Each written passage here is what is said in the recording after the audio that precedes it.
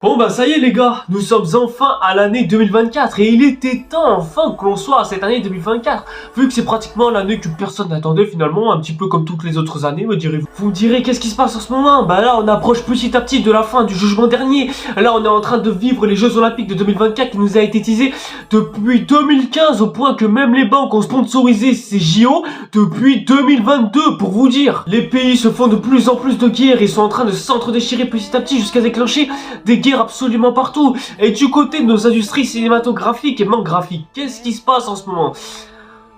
Bah tiens, c'est une bonne question ça, surtout que manque graphique ça devrait plutôt être du côté de ma chaîne principale, pas du tout de la chaîne secondaire si je comprends bien. Bonsoir, Sire, et au monde, Sire. Ça s'appelle du cash. Aïe. Ah, y a un problème là. Oui, c'est vrai, j'en rajoute comme quoi, ouais, je suis pas content parce que je voulais ci, ça, machin, nanana. Pourquoi tu es con? Je te pose la question. Et donc bonsoir et bonjour tout le monde, c'est Red Satire et aujourd'hui, bah cette fois-ci on se retrouve pour une vidéo spéciale 2024 et bien évidemment avant de pouvoir commencer en toute simplicité, je quand même tenais à vous souhaiter une très bonne année quand même, hein, ce qui est la moindre des choses, hein, et aussi bonne santé, même si bon... Est-ce que vous êtes en bonne santé généralement chaque année? Chaque jour, je me pose souvent ce genre de questions. Cette fois-ci, on se retrouve pour une nouvelle vidéo qui, cette fois-ci, va se consacrer aux films les plus attendus de 2024. Parce que, soyons honnêtes, 2023, c'était... Bon... Et soyons honnêtes, on va pas se mentir, 2024, on va dire que c'est une année qui va sûrement très bien commencer. Parce que déjà, j'ai pas de micro-cravate. Enfin si, j'ai acheté un micro-cravate, justement. Mais le gros problème, c'est que je l'ai testé tout à l'heure et... ça marche pas. On a exactement le même son qui ressort du micro, c'est... Enfin voilà, attendez, je vous fais une petite comparaison en deux spi. Je filme, est-ce que ça marche? Est-ce que la version audio fonctionne? Est-ce qu'on peut confirmer?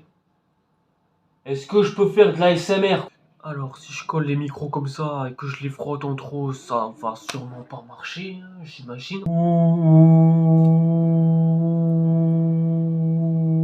Après, est-ce que c'est parce que mes oreilles sont folles? Là, je vous ai juste mis des enregistrements de test à l'instant en montage. Donc, confirmez-moi dans les commentaires si ça marche ou pas. Genre, si ça vient que de mon oreille ou quoi, ou si...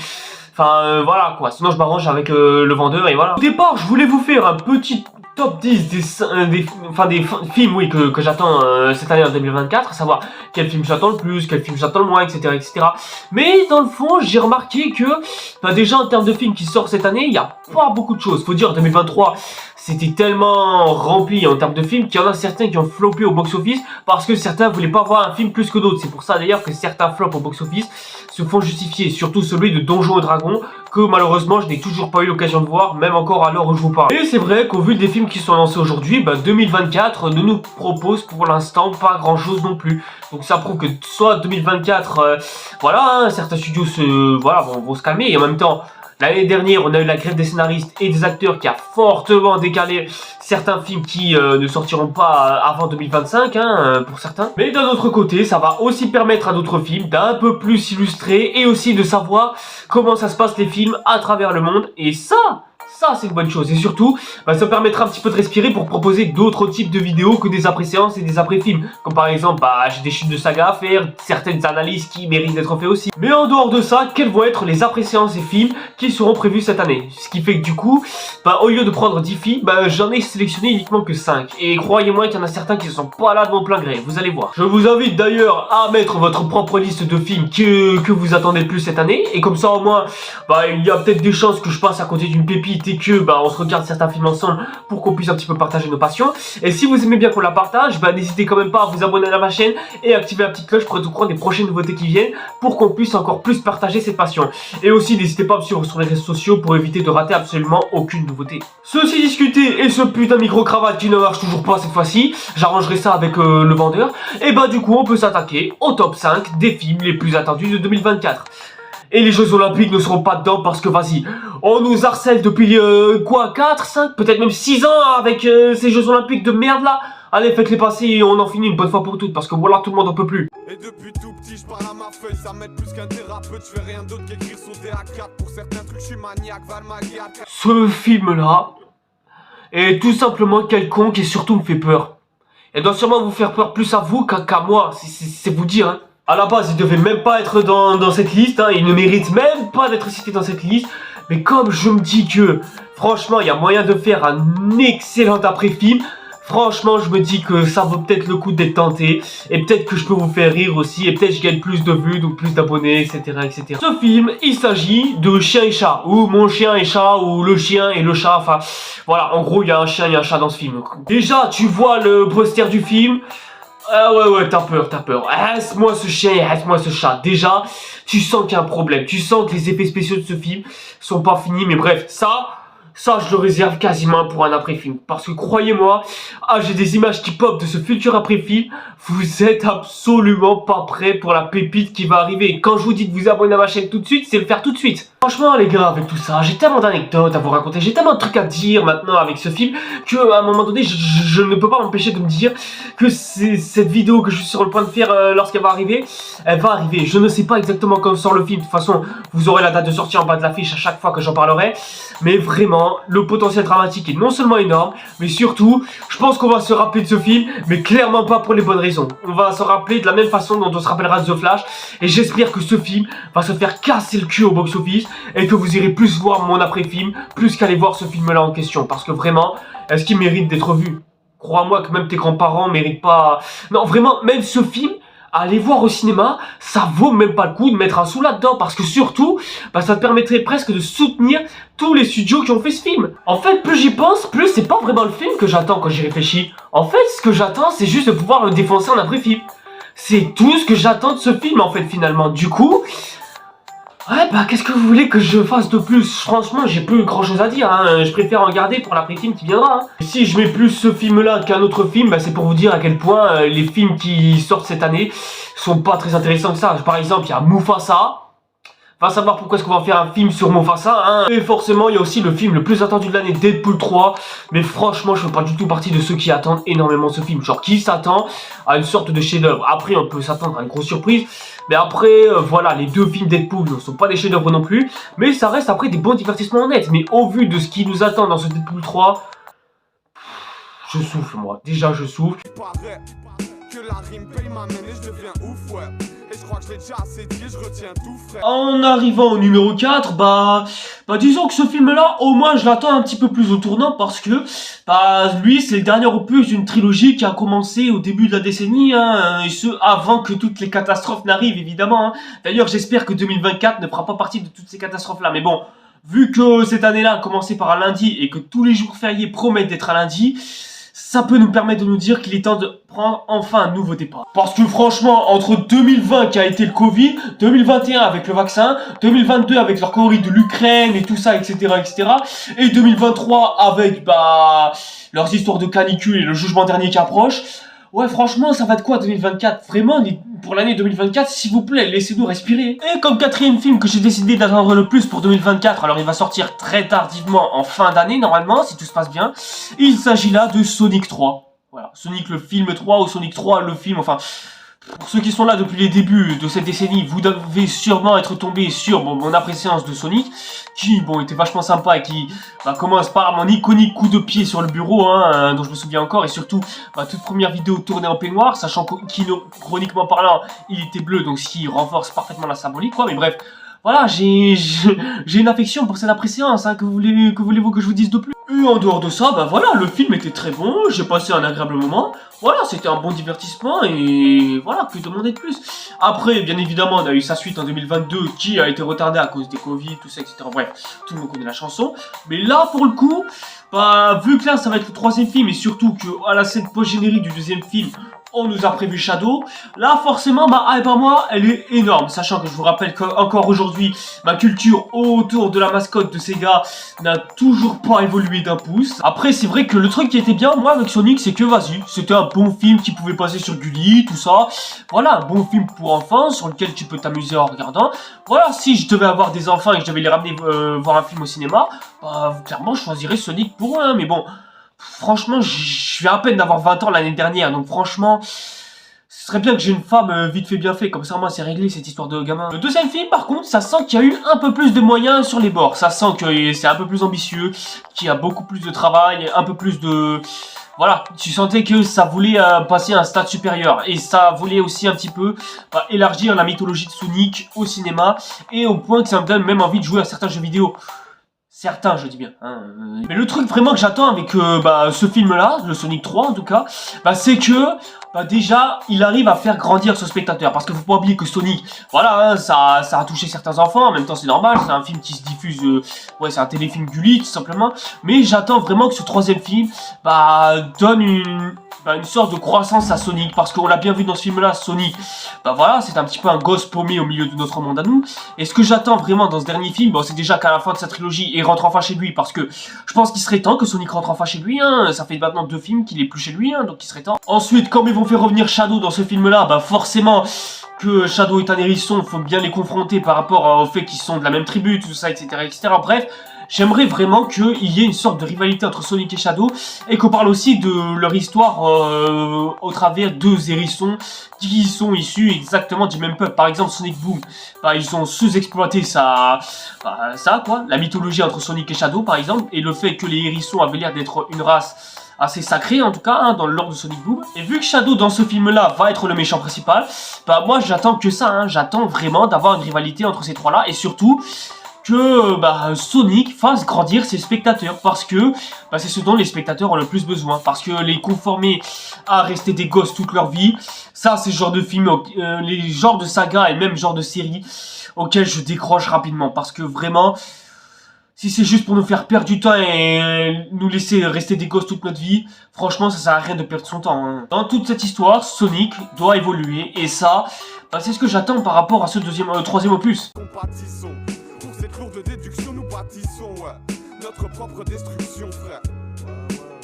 Numéro 3, là vraiment on passe aux choses sérieuses. Là on va commencer à aborder des films vraiment qui attirent et surtout qui ont de la gueule, ça c'est important de préciser. Quand j'ai appris aux alentours de septembre 2022 ou peut-être 2023, je sais plus trop, qu'un nouveau film sur la planète des singes allait arriver et qui s'appellera La Conquête de la planète des singes, enfin non, Kingdom of the Planet of the Apes, excusez-moi je confonds avec un autre film, vraiment... Non seulement j'ai été hypé, mais surtout j'ai eu très peur, parce que la trilogie de la planète des singes est un chef-d'œuvre, au point qu'elle est littéralement considérée comme la meilleure trilogie des années 2010, et croyez-moi, c'est bien vrai, s'il y a bien une trilogie qui est sortie du lot cette décennie-là, c'est bien celle-ci. Et comme forcément le troisième film nous avait donné une fin exceptionnelle et extraordinaire, qui en plus raccrochait les wagons avec la saga des années 60-70, franchement, moi je dis oui, surtout ça fait du bien d'avoir enfin des films actuels qui arrivent à ne pas désincarner ce qu'étaient les sagas de l'époque. Parce que croyez-moi, sur ce niveau-là, Hollywood ne sait pas du tout... Normalement, l'histoire principale se passera 300 ans plus tard, après les événements du dernier opus, à savoir War of the Planet of the Apes, et... voilà, globalement, c'est plus ou moins tout ce qu'on sait. On sait qu'il y aura sûrement la descendance de Cornelius et les humains revenus à l'état sauvage, mais ça, ce qui était déjà teasé dans la trilogie initiale, quoi, la trilogie des années 2010, je vous parle. Et quelque part, il y a une partie de moi qui est hypée parce que c'est une trilogie exceptionnelle, tout simplement. Mais de l'autre, j'ai une partie de moi qui me dit que cette saga fait peur et que... toute cette nouvelle saga qui a été initiée par Disney fait peur. Parce que si cette trilogie était exceptionnelle fut-il un temps, c'est parce que c'était fait par la 20th Century Fox. Et la 20th Century Fox, avant de se faire racheter par Disney, c'était la meilleure entreprise cinématographique de Hollywood et de loin. Même s'il y avait des fois où la Fox envoyait souvent des bâtons dans les roues à certaines sagas, je pense aux X-Men notamment, il y avait des fois où ils pouvaient laisser leurs artistes faire ce qu'ils voulaient. La Fox, c'est vraiment l'entreprise qui laissait le plus les artistes faire ce qu'ils voulaient. La preuve en est, on a eu La Planète des Singes qui est exceptionnelle. James Cameron, c'est pas pour autant qu'il a travaillé avec eux aussi longtemps pour faire son Avatar, Titanic et je ne sais quel autre film encore, surtout Alien le Retour. Hein. C'est aussi grâce à eux que la saga Star Wars a pu exister parce que la Fox s'est permis de laisser énormément de liberté aux artistes et surtout à George Lucas, pour le meilleur comme pour le pire, mais depuis que Disney les a rachetés, on sent que c'est Disney qui a le plus pris le pouvoir. C'est pas pour autant que X-Men Dark Phoenix a été raté et que les Nouveaux Mutants est passé sous les radars d'absolument tout le monde. Ajoute à ça aussi le fait que la Fox possède d'anciens droits par rapport à la saga Star Wars, mais comme Disney avait déjà Star Wars à la base, ils ont pu s'approprier absolument tout et n'importe quoi pour faire encore plus n'importe quoi avec la saga. Bref, du coup, c'est ça en fait qui me fait le plus peur, parce que maintenant Disney, ils ont tous les pouvoirs, surtout qu'ils ont renommé la 20th Century Fox Là, 20th Century Studios. Ce qui fait que du coup, maintenant, la Fox, c'est plus du tout le studio que l'on a connu depuis un temps. Maintenant, c'est un studio comme les autres qui conforme les artistes à ce qu'ils doivent être à leurs yeux. Et c'est plus ça qui me fait peur au sujet de la planète des singes. C'est qu'au final, ce soit juste une saga aux yeux de Disney, uniquement fait pour faire du chiffre, et ils vont s'en servir de cette saga pour faire du chiffre parce qu'ils savent que la trilogie a plu à tout le monde. Du coup, ils vont l'exploiter jusqu'à la moelle pour tout faire désincarner et littéralement détruire ce qui a fait le succès de la saga fut-il un temps. Mais quand même, je reste normalement positif parce que ça reste quand même réalisé par Westball qui nous a quand même pendu la trilogie du labyrinthe qui était pas mal. Mais après, est-ce que ça va quand même sauver le film? Franchement, je sais pas. Déjà, regardez-moi ces effets spéciaux. Je vois tout. Franchement, je les trouve moins aboutis que dans la trilogie précédente déjà. Et ça, c'est un comble. Mais bon, en même temps, tu me diras, niveau effets spéciaux, cette année, c'était pas terrible. Mais bon, déjà, si tu regardes les effets spéciaux des trailers des précédents films de la planète des singes, tu remarques que non seulement les effets spéciaux donnent l'impression d'être déjà terminés, ce qui était quand même une bonne chose, et surtout, ça montrait déjà que le film avait l'air d'avoir de la gueule, et ce, avant même la sortie. Là, tu montres des effets spéciaux comme ça, qui n'ont pas trop l'air d'être terminés, mais qui ont plus l'impression d'être des jeux vidéo un minimum terminés, quoi. Voilà, j'ai plus l'impression d'avoir affaire à un jeu vidéo de PlayStation 4 plus qu'autre chose. C'est mieux que la Play 3, hein, on est d'accord. Mais bon, j'espère que les studios, notamment Weta Digital, auront beaucoup plus de temps et beaucoup plus de liberté pour pouvoir peaufiner un peu mieux les effets spéciaux et pouvoir les améliorer à la vue du second trailer. Parce que là, ok, ça reste très bien fait, ça je dis pas. Mais franchement, comparé à ce qu'on a eu dans la trilogie originale, ça donne un peu moins envie. Du coup, c'est dommage. Je sais pas où je suis, comme si je me perdais dans ses yeux. J'ai pas l'outil pour m'épanouir, l'état nourri m'a pas de routine, j'ai pas de prétexte, moi je tente les yeux. Le troisième film le plus attendu de cette année, enfin le deuxième hein, si je puis dire, c'est vraiment un film qui, lui par contre, vaudra le coup d'être regardé, surtout pour les pauvres DC Comics qui l'année dernière ont souffert. Là, je pense que c'est ce film-là qui pourrait au moins minimum leur sauver, ne serait-ce qu'un petit peu leur cul qui sont déjà en train de chauffer. Le prochain film dont on va parler, il s'agit de Joker Folie à 2, ou Joker 2 Double Folie, enfin Folie à... Bon, juste Folie à 2, ouais, c'est original un peu comme titre. Vous avez sûrement vu mon appréciation sur Joker, et certains d'entre vous m'ont sûrement connu grâce à ça, ou peut-être à cause de l'appréciation du premier Shazam, je sais pas. Mais bref, vraiment, le Joker, en tout cas le film Joker, c'était excellent. Vraiment, le premier film, même à la revue, est toujours aussi excellent et se fait toujours aussi bien regarder. Et ça reste toujours aussi prenant de voir un Joaquin Phoenix aussi convaincant dans cet homme en pleine descente aux enfers. Bref, le premier film était une grosse claque. Autant là, le deuxième film, franchement, ça me hype pas du tout. Enfin, si, ça me hype énormément quand même, parce qu'on a déjà eu un excellent film. Surtout qu'en plus de ça, ils ont quasiment fait revenir exactement le même casting. Juste, il y a Lady Gaga qui va faire Harley Quinn cette fois-ci. Mais là, pour le coup, je ne sais pas exactement ce qu'ils vont nous raconter. Et surtout, est-ce qu'au final, Joker, ce n'est pas une histoire racontée par l'intermédiaire de Joaquin Phoenix en plein hôpital psychiatrique finalement. Mais bon, quand tu vois une image comme ça et qui annonce la fin du tournage la fin du tournage du film, franchement, tu ne peux qu'être ultra hypé par ce qui nous attend avec ce film-là. À ce stade, pour moi, ce qui serait le plus confiant pour la suite, c'est que...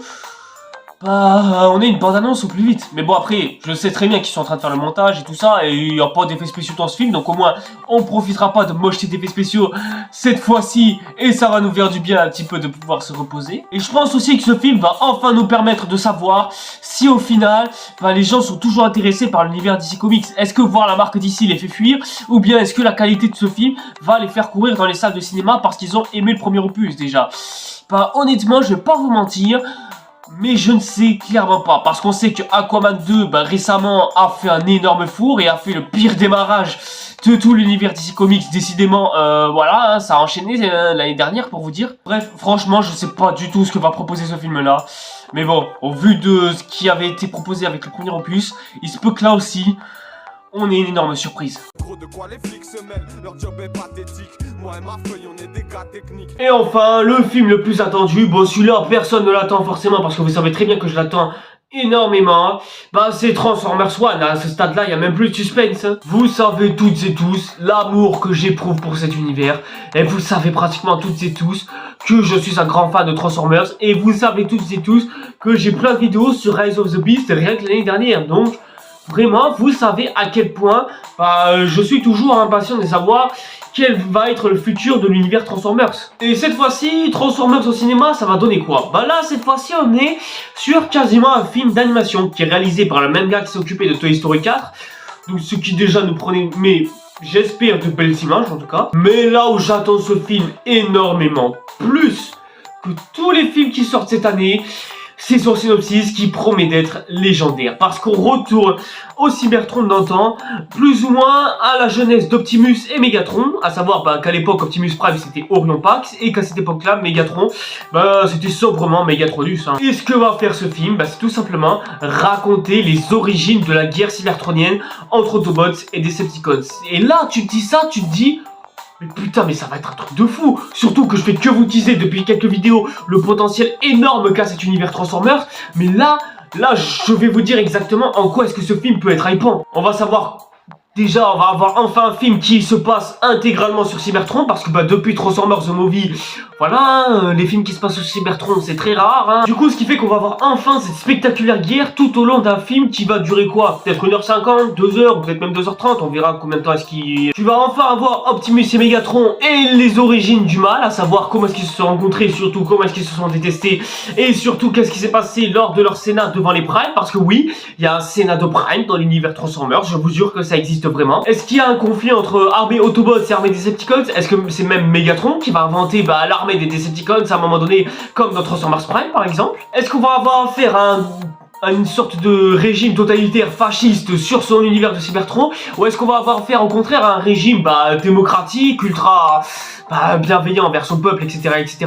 Mais est-ce qu'au final, les Decepticons ne vont-ils pas réagir face à l'oppression qu'ils subissent par rapport au racisme, tout ça, etc. etc. Bref, je vous dis tout ça, vous avez presque l'impression d'avoir affaire à une sorte de Star Wars galactique autour de Transformers, parce que c'est exactement ça les gars. On va avoir affaire à une sorte de Star Wars avec du Transformers, qui le cru? Ajoute à ça aussi le fait que le film va se passer dans plein d'autres, sûrement dans plein d'autres planètes qui sont des colonies Transformers, parce que ça a déjà été le cas dans les comics, parce que oui, faut bien que vous reteniez ceci. L'univers de Transformers a énormément été développé en comics, et les comics nous ont prouvé à plein de reprises et des centaines de fois que l'univers de Transformers avait un énorme potentiel. Or, la guerre de Cybertron, déjà au cinéma, on a eu que Transformers The Movie, et encore, ça traitait pas trop de la guerre entre Autobots et Decepticons, parce qu'il y avait Unicron qui venait déranger, bref. Voilà, un bordel dont on parlera sûrement un jour. Ensuite, clairement, la saga de Michael Bay a complètement survolé ce conflit. Le seul moment où il est un peu plus exploité, c'est dans le 3, et encore dans le 5, ils ont essayé de faire quelque chose, mais bon... Transformers 5, on va pas en parler. À la limite, avec Bumblebee, ils ont un petit peu essayé. Mais voilà, ça se passe que sur une pauvre scène. Et dans le fond, c'est un petit peu dommage. Ça n'empêche pas au moins le film d'être excellent et c'est déjà une bonne chose. Et surtout, on a eu Rise of the Beast qui au final, lui aussi survolait le conflit entre Cybertroniens. Et ce qui est malheureusement dommage. Le seul média Transformers qui allait plus loin, c'est la série Transformers Prime, qui a même littéralement raconté une origine autour du conflit entre Optimus et Megatron, qui, à part cette série, n'est pas allé plus loin que ça. En dehors de ça, on a eu War for Cybertron, sur Netflix. Et la série était vachement pas terrible, et surtout, pour nous montrer que la fin de la guerre entre Autobots et Decepticons. Et de toute façon... Ouais, j'ai déjà fait 3 vidéos à ce sujet si vous voulez plus de détails. Et vraiment, en dehors de tout ça, à part les comics, aucun autre gros média ne s'est vraiment attardé sur la guerre de Cybertron. Sauf peut-être les jeux vidéo, que ce soit War for Cybertron et Fall of Cybertron, qui malheureusement ne me font pas dire certains détails à ce sujet parce que je n'y ai pas joué tout simplement. Donc si vous avez pas mal de choses à dire à propos de cette guerre-là, et si elle est bien, dites-le moi en commentaire. Mais c'est vrai que je vois certaines notes sur le jeu. Ouais, ça m'a l'air plutôt confiant, ça m'a l'air de dire que plein de gens et plein de fans veulent voir le conflit entre Autobots et Decepticons sur leur planète d'origine, à savoir Cybertron. Et se dire qu'il y aura enfin un film qui va pouvoir mettre en valeur cette guerre, même si ce sera d'animation, parce que, en soi, oui, ce sera forcément un film d'animation, vu que, on peut pas faire coexister des vrais acteurs dans un costume de Transformers. Ce serait débile de nos jours, on n'est pas dans les années 90. Bref, j'en pourrais en parler pendant des heures, tellement il y a des trucs à dire par rapport à ce film, alors qu'il n'y a même pas de bande-annonce qui est sortie. Juste, le seul truc que l'on sait à propos de ce film, c'est que déjà, il y a une projection test. Voilà, une projection test a été faite. Et elle est super satisfaite. Genre vraiment, la projection test a été satisfaite et on a un avis ultra positif sur le film, ce qui déjà annonce quelque chose d'énorme. Là où au contraire par exemple de Transformers Rise of the Beast, bah les projections de test étaient pas terribles à cette époque-là, au prix d'un bon film, hein, ça je le renierai toujours, mais bah là la projection de test du film déjà nous promet que le film va sûrement être excellent et peut-être même au-dessus de la moyenne de tous les films Transformers que l'on ait eu depuis ces dernières années. De toute façon les gars, vous verrez bien que l'on aura toute l'année pour en parler. Et chaque fois qu'il y aura une bande-annonce, forcément qu'on sera là pour en parler. J'espère que j'aurai le temps d'ici là, mais bon de toute façon, je ferai forcément partie de ceux qui en parleront, ça c'est obligé. Peut-être pas aux heures précises où elle est sortie, mais bon, vous l'aurez au plus tôt possible, ça c'est sûr. Après, j'irai pas gratter toutes les news qui s'y passent, hein. Non, pour ça, vous avez plein d'autres chaînes spécialisées pour ça. Je pense à la chaîne YouGeek et surtout à Magnus qui est largement centré sur le sujet. Et surtout, je pense même que ça va être le film qui va enfin réconcilier tous les fans de Transformers, sans exception. Et ça... je pense que ça va être quelque chose qui va être pris en compte. Je souhaite, mais de tout cœur, mais alors vraiment de tout cœur, que ce film réussisse. Là où tous les autres films Transformers que l'on a eu a échoué, à savoir faire rentrer Transformers tellement dans la pop culture que l'on puisse se dire que l'on a peut-être le meilleur film Transformers jamais fait jusqu'alors. Peut-être même l'un des meilleurs médias Transformers jamais fait jusqu'alors. En tout cas, j'attends ça avec grande impatience et j'espère que ça arrivera. Voilà les gens, c'est tout pour cette vidéo. Merci à toutes et à tous de l'avoir suivi. N'hésitez pas comme d'habitude en commentaire quel film vous attendez le plus cette année. Bon, moi j'ai déballé mon sac et ma liste, hein, forcément. N'hésitez pas à me dire si la vidéo vous a plu, comme d'habitude, de liker et de commenter pour savoir quelles seront les prochaines vidéos dont on va parler et surtout des prochains films dont on va parler. N'hésitez pas comme d'habitude à me suivre sur les réseaux sociaux pour être au courant des prochaines nouveautés qui sortent. Et aussi de vous abonner à la chaîne, d'activer la petite cloche, etc. etc. Bref. Je pense que nous, on va se retrouver pour une prochaine vidéo. Allez, c'était Red Satire. C'est quoi tout près.